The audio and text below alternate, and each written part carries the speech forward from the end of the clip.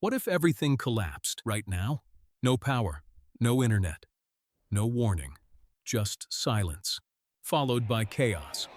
Most people think they'd have time to react, but the truth is, the first 24 hours are where everything is decided. And if you don't know exactly what to do, you won't get a second chance. In this video, we're breaking down the first 24 hours after society collapses, step by step. What actually happens, what most people do wrong, and what you should do instead. This isn't theory. This is based on real-world patterns we've seen during blackouts, disasters, and system failures. Stay till the end, because the final hours are where survival becomes almost impossible if you're not ready. Hour 0. The moment it happens. It starts small. The power goes out. Your phone loses signal. At first, it feels temporary. People wait. They assume it'll come back. That's the first mistake, because smart people don't wait for confirmation. They move immediately. First step, check your surroundings. Is it just your house or the entire area? Look outside. Check if street lights are out. If everything is dark, you're not dealing with a normal outage. Now the confusion begins. People start checking their phones, refreshing apps, trying to call others, but nothing works. Panic hasn't started, but uncertainty is building. This is your advantage. While others are still confused, you act, fill every container with water, bathtubs, bottles, buckets, because if the system is down, water pressure is next. Then gather all your supplies in one place. Food, lights, batteries, medical kit. Don't scatter. Centralize everything. You need control. Now it hits people. This isn't temporary. Stores start getting crowded. People rush out. Traffic builds. Gas stations fill up. This is where things begin to shift. If you didn't prepare before, this is your last chance window. But here's the truth. Going out now is risky because panic is starting, and panic makes people unpredictable.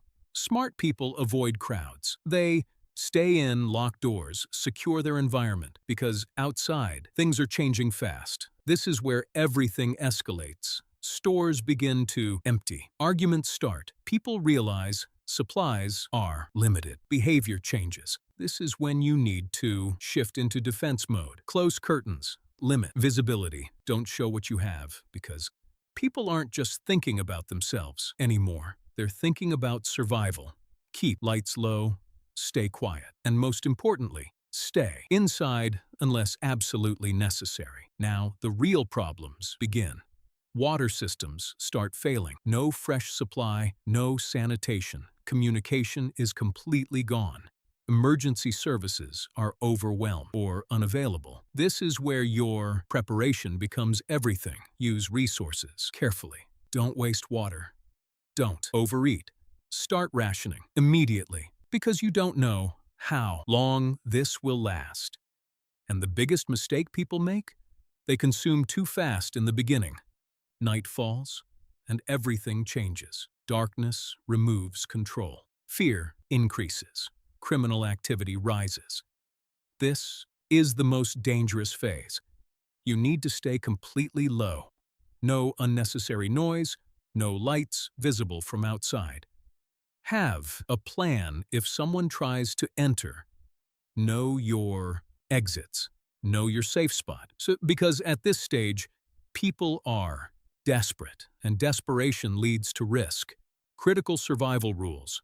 If you remember nothing else, remember this: move early, avoid crowds, stay hidden, control your resources, and most importantly, stay calm, because panic is what destroys people first, not the crisis. Final thought. Most people think survival is about strength. It's not. It's about decisions.